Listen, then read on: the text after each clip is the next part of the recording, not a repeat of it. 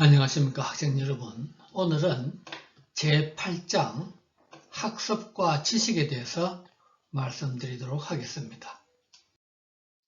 제8장은 소비자 행동과 학습 이론, 여러가지 학습 이론, 소비자 행동과 지식 이론, 지식의 개념과 측정 이런 순으로 진행이 되도록 하겠습니다. 자, 학습이란 무엇이냐? 학습이란 것은 말 그대로 배우고 익힌 것입니다. 과거의 경험의 결과로 일어나는 지식이나 태도, 행동의 변화를 이야기를 합니다. 우리가 그동안에 이제 배운 어떤 것에 의해서, 즉 어떤 경험에 의해서 지식이 증가하고 어떤 행동이 바뀌고 이제 그러는데, 그래서 뭐 학교에서 배운 것, 집에서 배운 것, 뭐 이제 배움의 결과로 인해서 우리가 이제 어떤 행동이 바뀌게 됩니다. 그래서 한마디로 영어로선 learning인데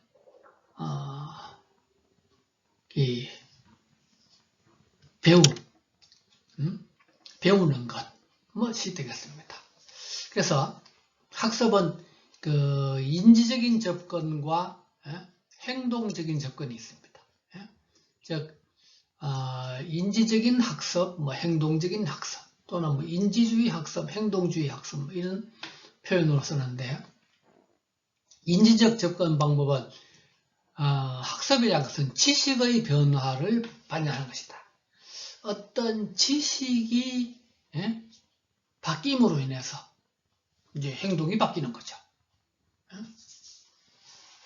뭐 예를 들어 가지고 우리가 교통 질서를 뭐 배우기 전에는 아무렇게나 할 수도 있는데, 어떤 교통 질서를 배움으로 인해서 그야말로 신호등에서 빨간불에서는 서고 파란불에는 간다는 것을 알므로 인해서 그렇게 행동을 하죠. 어떤 인지적인 접근이다. 그래서 정보가 장기 기억속으로 어떻게 전환되어가는가에 초점을 맞추고 복잡한 구매 의사결정을 설명하는 데 적합하다. 거기에 비해서 행동주의 학습은, 학습이라는 것은 자극과 반응 사이에 일어나는 연상 때문에 일어나는 행동입니다. 어떤 자극과 반응 사이에서의 어떤 연상, 어떤 무서운 것을 보면은 깜짝 놀라고, 무슨 뭐 아주 이제 기분 좋은 일이 생기면 웃고, 뭐 이런 것들이 자극과 반응 사이의 연상입니다. 그래서 자극의 결과로 일어나는 어떤 반응의 변화에 관심을 가지면서 고전적인 조건화 이론과 도구적인 조건화 이론으로 크게 나눕니다. 그래서 행동적인 학습에서는 고전적인 조건화 이론, 행동적인 즉 무슨 도구적인 조건화 또는 무슨 작동적인 조건화 이런 표현도 씁니다. 자, 먼저 그러면은 고전적인 조건화 이론에 대해서 설명을 드리도록 하겠습니다. 여러분들이 이제 뭐 다른 데서 그동안에 익히 좀 들은 이야기일 겁니다. 러시아에 있던 심리학자인 파블로프라는 사람은 개를 가지고 실험을 했습니다. 그래서 개가 먹이를 보면은 침을 흘리는 것은 본능입니다.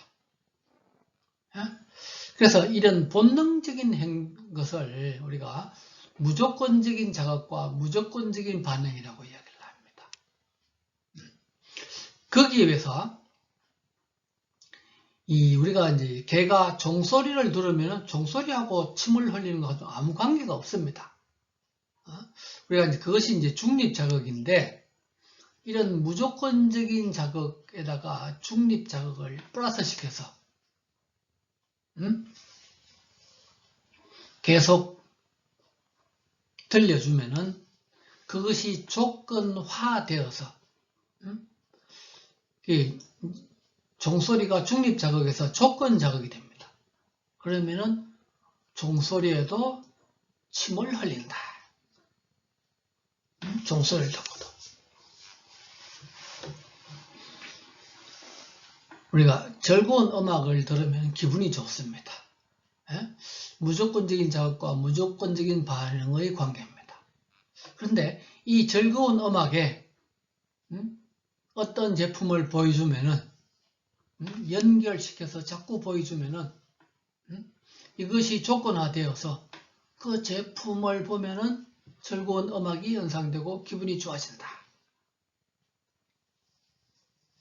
그래서 어떤 자극과 반응 사이에서 연상이 이루어져서 그것이 떠올라서 학습이 이루어진다고 보는 겁니다.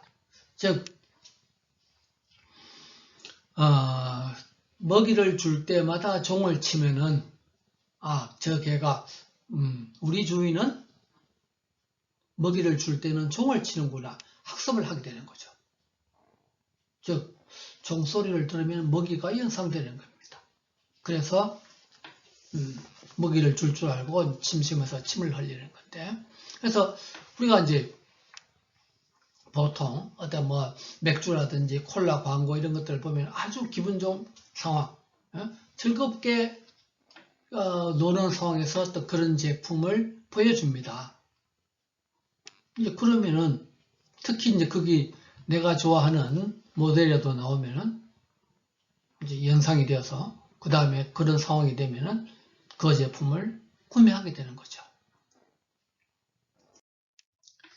자, 그래서 이제 이런 고전적인 조건화를 결정하는 요소로서 먼저 이제 무조건적인 자극의 강도가 영향을 미칩니다. 이 강한 자극은 조건화를 높이고, 자극이 약할 때는 조건화가 잘 안 됩니다. 예를 들어서 음식을 보면 침샘에서 침이 흘러나오는데 내가 좋아하는 음식, 내가 잘 먹는 음식을 보면 그렇지만 내가 싫어하는 음식, 내가 처음 보는 음식 잘 안 되겠죠. 그 다음에 이제 반복의 정도. 반복은 조건화에 영향을 미칩니다. 그래서 반복을 많이 하면 할수록 조건화가 잘 되죠. 그 다음에 이제 자극의 순서도 관계가 있습니다. 즉, 먹이를 보여주고 종을 칠 거냐, 또는 종을 먼저 치고 먹이를 줄 거냐, 아니면 두 개를 동시에 할 거냐 하는 거죠. 그래서 선행적 조건화는 조건적인 자극이 무조건 자극에 선행한다. 그러면 종소리를 먼저 보여주고 종소리를 들려주고 음식을 보여준다. 후행적 조건화는 음식을 먼저 보여주고 종소리를 들려준다는 거죠. 이제 두 개를 동시에 하면서 동시적 조건화인데, 그래서 다 조건화가 이루어지지만은 선행적 조건화가 좀 더 효과적이다. 그 다음에 이제 친숙성은, 즉 과거의 경험이 있어가지고 이미 잘 알고 있는 거다. 그런 경우는 조건화가 잘 안 된다. 이미 내가 잘 알고 있다. 그 다음에 관여도가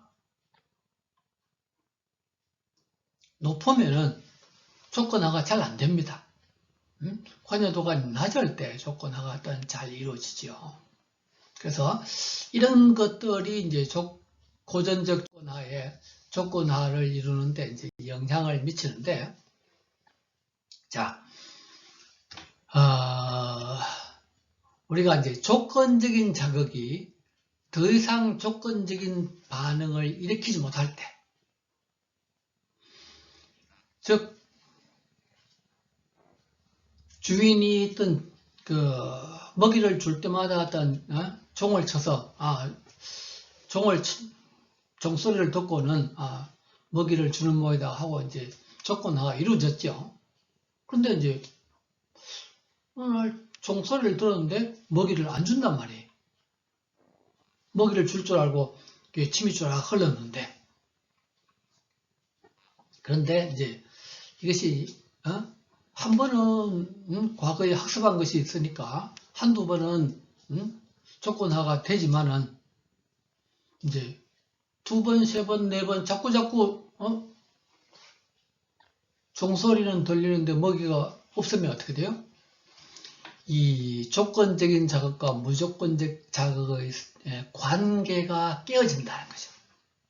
관계가 깨어지면은 더 이상 어떤 조건적인 반응이 일어나지 않는다. 우리가 그것을 소멸이라고 한다. 소멸.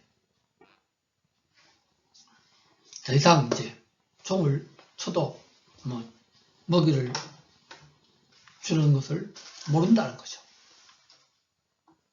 그 다음에 이제 일반화는 기존 작업과 매우 유사한 새로운 자극에 동일한 반응을 일으키는 경우입니다. 자, 우리 이제 종소리도 여러 가지가 있겠죠. 큰 소리, 작은 소리, 무슨 금속의 어떤 종소리, 무슨 도자기의 종소리, 유리의 종소리.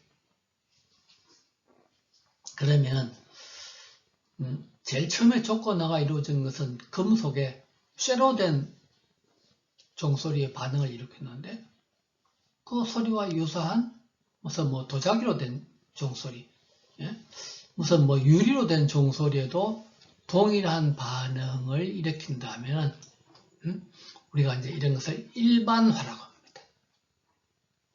그래서 우리가 이제 마케팅에서 가족 상표와 개별 상표가 있는데, 가족 상표 같은 것은 이런 일반화의 원리를 이용해서 덕을 보자는 거죠. 또는 상표 연장도 마찬가지죠. 상표 연장은 성공한 상표를 다른 이제 새로운 제품에 덧붙이는 경우인데, 이제 일반화의 원리에 의해서 기존의 어떤 제품의 성공한 제품의 어떤 브랜드 이미지가 높은 제품의 덕을 보자고 하는 것이 일반화입니다. 거기에 비해서 어떤 개는 아주 예민해서 쇠로 된 종소리에는 반응을 하는데, 유리로 된 종, 도자기로 된 종은 저거는 종소리가 다르구나. 서로 다르다는 것을 느끼고 반응을 하지 않는 것을 우리가 차별화라고 얘기합니다. 유사한 자극에 대해서 같은 반응을 피하고 차이가 있다는 것을 이제 알게 되는 겁니다. 그래서 사실은 마케팅에서 참 중요한 것 중에 하나가 차별화입니다. 기존 제품과 다르다는 것이죠. 특히 이제 경쟁 회사에서는 우리가 이제 같은 회사 내에서는 가족 상표든지 상표 인증이든지 이런 것들 하지만은 경쟁 회사에서는 어떻게 해야 돼요? 경쟁 제품과 타 회사 제품과 우리 제품이 동일하다면은 어떻게 돼요? 일반화가 이루어진다면 소비자 입장에서 굳이 이것을 사야 될 이유가 없죠. 기존 제품과 유사하다고 보니까. 근데 이제 다르다 하는 거죠. 뭔가 독특한 것이 있다. 그래서 차별화를 이루어야 됩니다. 그래서 일반화와 어떤 차별화. 우리가 이제 이런 이제 유명인을 이용해서 그 광고를 하는 것이 이런 어떤 고전적인 조건화 이론을 이용을 해서 무슨 김연아를 이용을 한다, 이효리를 이용한다 했던 유명인을 이용했던 광고가 이제 고전적인 조건화의 원리를 이용해서 하는 겁니다. 그 다음에 이제 도구적인 조건화를 이용하는 광고들은 무슨 여러 가지 어떤 이제 혜택을 주는 것들인데, 이제 다음에서 이야기를 하겠습니다. 자, 도구적인 조건화. 도구적인 조건화는 이 스키너라는 미국의 어떤 심리학자는 그 비둘기 새를 가지고 실험을 했습니다. 새장 속에 있는 새를 가지고 새에다가 이제 먹이를 주는데 그냥 주는 것이 아니라 어떤 막대기를 걸쳐놓고 그 막대기를 건드리면 먹이가 쏟아져 나오게끔 장치를 고안합니다. 그러면은 그 새가 왔다 갔다 하다가 우연히 막대기를 건드리겠죠? 먹이가 쏟아져 나왔어요.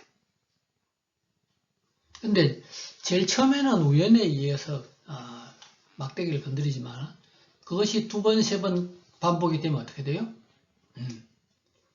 저 막대기를 건드리면은 먹이가 나오는 것을 알게 되고 학습을 하게 되고 그 다음에는 이제 배가 고프면은 그것을 반복해서 합니다.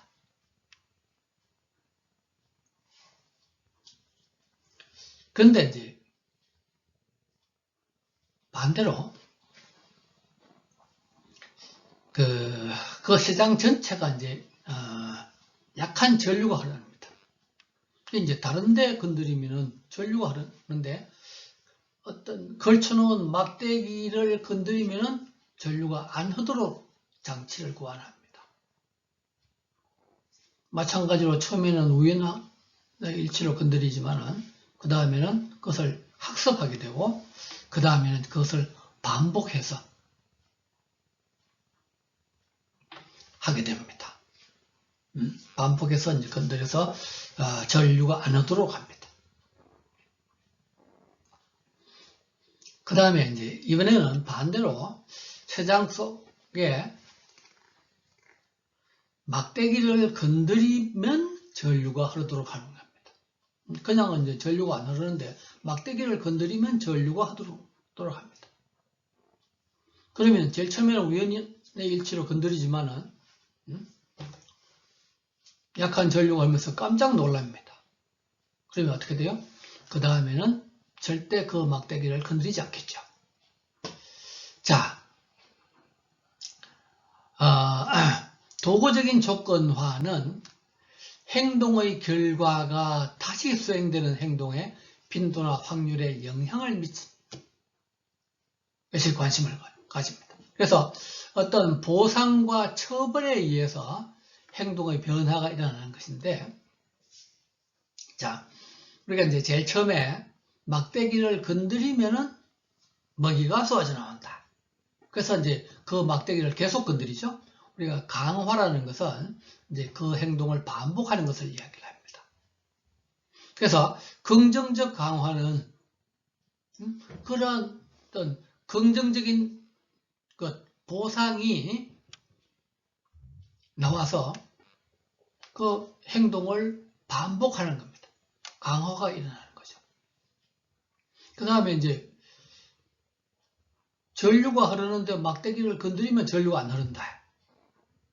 그래서 이제 그 막대기를 계속 건드리죠. 이런 것들이 이제 부정적인 강화입니다.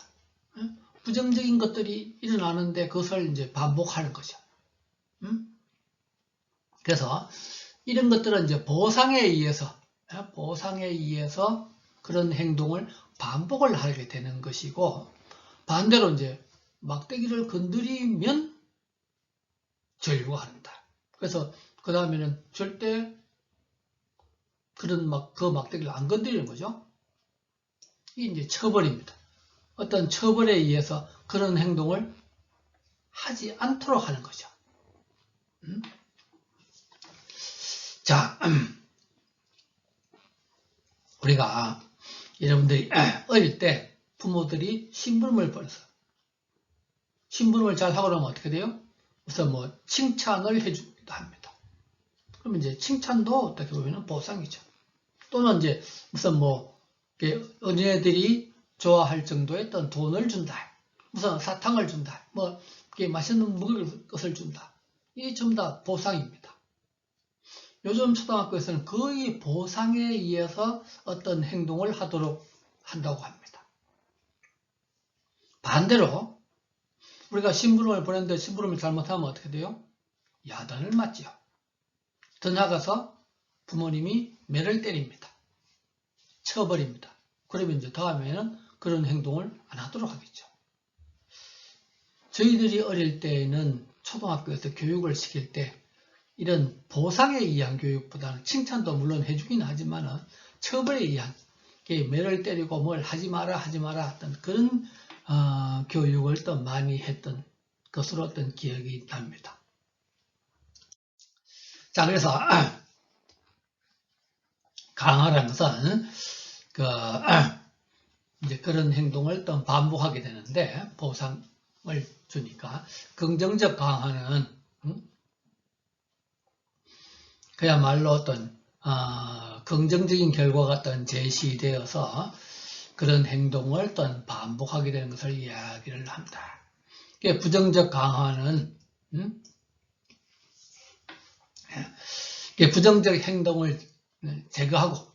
부정적 행동을 제거하고 기대되는 결과를 나타나기를 원해서 어떤 그 행동을 반복하게 되는 것을 이야기를 합니다. 그래서 기업의 경우에서는 다량 사용자에게 강화하고 강화 일정이 중요하다. 무슨 이야기냐? 자, 이제 우리 가장 대표적으로 술에 대해서 이야기를 좀 해봅시다. 자, 그러면 이제 술 중에서도 도수가 약한 이제 맥주. 여러분들은 맥주를 어느 정도 마시나요? 그러면 생맥주로 해서 이제 500cc. 어떤 사람들은 술을 못 먹어서 500cc는 고사하고 100cc만 먹어도 얼굴이 빨개지고 술이 취합니다. 되게 그런 사람들은 1년 통틀어 술 500cc 몇 잔 먹을까요? 아마 1년 통틀어 10잔도 안 마시는 사람들도 있을 겁니다. 어떤 사람들은 아예 술 입에도 안 되는 분들도 있으니까요. 근데 이제 어떤 사람들은 맥주를 아주 잘 먹습니다. 내가 아는 어떤 분은 하루 저녁에 안전자리에서 맥주를 5000cc도 마시고 500잔이 10개 심할 때는 7000, 8000까지 마십니다. 자, 기업 입장에서는 어떻게 되겠어요? 맥주 안 마시는 사람, 어쩌다 맥주 한두 잔 마시는 사람 아무리 광고를 해봐도 그 사람이 1년에 팔아주는 맥주가 몇 잔 안 되니까요. 효과가 없습니다. 거기에 비해서 이런 다량 사용자, 많이 먹는 사람들에게 여러 가지 이제 혜택을 주고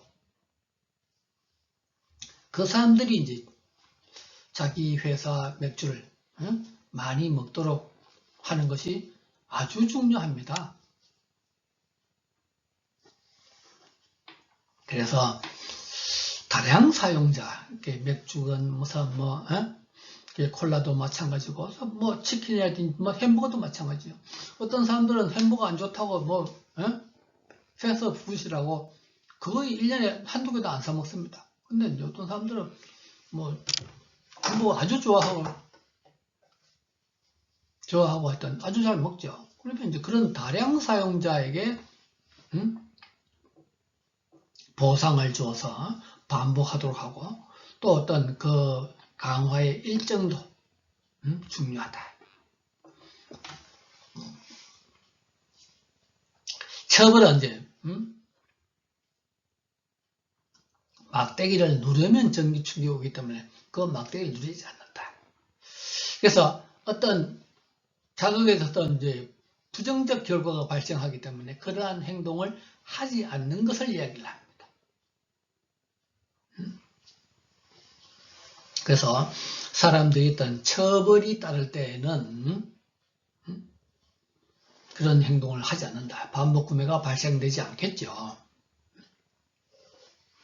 그래서 어떤 이제 부정적인 어떤 정보 이런 것들이 이제 상당히 일단 중요한데 이제 그런 것들을 하지 않도록 이제 해야 될 겁니다. 자, 그러면 이제 다량 사용자에 대한 강화. 기업의 입장에서는 소량 사용자보다는 다량 사용자를 유인하고 유지하는 것이 바람직합니다. 메리어트 호텔에서는 3박을 하면 1박을 무료로 정지한다. 되게 이제 호텔에 어떤 사람들 가면은 한 호텔에서 장기간 투숙하는 경우가 많지 않지요. 1박만 하고 갑니다. 근데 이제 뭐 3박을 하도록 이제 유도를 하는 거죠. 하면은 1박을 무료 숙하는. 한리 호텔에서는 매 7박마다 25불을 환불하는 프로그램을 가동해서 이런 것을 많이 하도록 하죠. 우리 이제 와서 뭐 마일리지 프로그램 같은 것들이 전부 다 이제 이런 것들이죠. 강화의 일정도 중요하다. 예? 그래서 이제 체계적 강화와 임의적 강화. 이게 체계적 강화라는 것은 뭐냐면 이제 일정한 주기적으로, 예? 일정한 주기적으로 이제 뭐 지금 위에서 한리 호텔이 매 7박마다 이제 25불 환불하는 것 같이 주기적으로 어떻게 하는 것을 합니다. 임의적 강화는 뭐 그때 달라요죠. 그 다음에 이제 전체 강화와 부분 강화. 그 호텔을 어떤 모든 것을 이용하는 것에 대해서 강화하는 것이 있고, 그래서 뭐 호텔에서 잠자는 것에 대해서 또는 뭐 이제 아니면 뭐 그 안에 식당이라든지 필요한 시설을 이용하는 것에 대해서만 한다든지, 이제 그런 것이 부분 강화죠. 그래서 전체 강화는 어떤 것을 이제 전체에 대해서 강화하도록 하는 것이고, 부분 강화는 그 중에 일부만을 하더라도 이제 강화를 하는 것을 얘기한다. 그 다음에 이제 소멸과 망각. 앞에서 우리가 이제 고전적인 조건하에서 소멸은 조건적인 자극과 무조건적인 자극 사이에 관계가 깨어질 때 소멸이 발생된다고 얘기를 했습니다. 관계가 깨어지면. 그런데 망각은 그 자극이 더 이상 반복되지 않는다. 더 이상 어떤 반복되지 않거나 또는 지각되지 않을 때. 자, 우리가 이제 그 광고를 쭉 하다가 뭐 이제 여러 번 많이 하면은 강화가 발생되죠. 그러다가 이제 어떤 부정적인 자극이라든지 관계가 깨어지면은 소멸이 발생됩니다. 그런데 이제 광고를 하다가 더 이상 광고를 하지 않게 되면 망각이 일어난다는 거죠.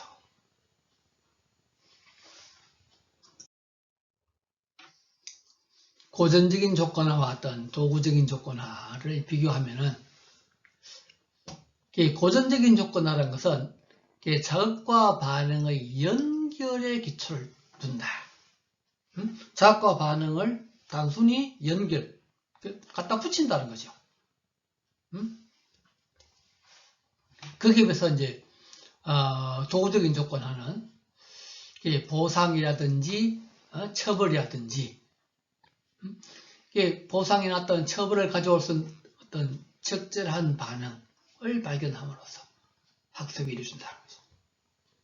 그래서 앞에서 이제 우리 이제 광고 그림에서 봤다시피 고전적인 조건화는 우리 제품과 어떤 모델, 유명인을 단지 연결만 한다는 거죠. 같이 보여준다는 겁니다. 거기에 비해서 이제 도구적인 조건화는 어떤 무슨 세일을 한다, 무슨 뭐 사은품을 준다, 뭐 이제 가장 많이 하는 것들이 그런 거죠. 그래서 이제 보상을 해준다는 거죠. 고전적인 조건은 학습자의 행위에 의존하지 않는다. 거기에 비해서 이제 도구적인 조건은 학습자의 어떤 능동적인 반응, 상황, 뭐 이런 것들이 이제 그래서 고전적인 조건화는 자극과 반응이 단순히 이제 어떤 뭐 연결돼서 학습이 일어나는 거죠. 학습자의 행위하고는 관계가 없다는 거죠. 거기에 비해서 도구적인 조건화는 어떤 능동적 반응, 즉 보상에 대해서 뭐 반응을 하고 또는 뭐 처벌에 대해서 반응을 하고 이런 차이가 있다. 그래서 그 다음에 이제 고전적인 작업, 반응 이전에 제시된 작업, 반응 이전에 했던 제시된 작업에 의해서 이루어지는 데 비해서 도구적인 작가는 주어진 작업은 반응의 결과에 의해서 이루어진다. 그런 차이가 있다. 이거는 이제 고전적인 주권은 반응 전에 제시된 작업, 이건 반응 후. 자, 그 다음에 어떤 형성행동 또는 이제 조형행동이라고 하는데, 이것은 어떤 행동을 하기 전 단계에서 일어나는 또는 수행되어야 할 행동을 이야기를 합니다. 자, 여러분들이 물건을 사려면 어떻게 해야 되죠? 매장에 가야 됩니다. 그러면 어떻게 돼요? 매장에 오도록 해야죠, 일단은. 또는 뭐 이제 우리가 온라인 같으면은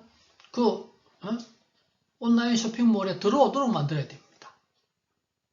그래서 우리가 대개 이제 백화점이라든지 어떤 이런 대형 유통업체 보면은 사람들을 거기에 오도록 하기 위한 여러 가지 유인책을 씁니다. 그래서 특정 제품을 아주 싸게 판다든지, 우리가 이제 뭐 손실 유도품 로스리더라고 얘기를 하는데, 그래서 일단 사람들을 오도록 하는 거죠. 그러면은 사람들이 거기 와서 아주 파격적으로 세일하는 제품만 사가지고 가는 사람들도 있겠지만은, 또는 이제 이왕 왔으니까 다른 제품도 산다. 그래서 형성행동은 어떤 행동이 최종 구매 행동에 앞서 선행되어야 하는지, 어떤 최종 행동에 앞서서 이제 어떤 행동이, 그래서 적절한 어떤 강화를 통해서 이렇게 앞선 행동을 강화하는 것. 그래서 구매가 이루어지면 일단 점포에 와야 되니까 점포에 오도록 하는 유인책을 제공하는 것이 이제 형성 행동이 되겠습니다. 뭐 이제 식당도 마찬가지죠. 일단 식당에 오도록 해야 될 것입니다.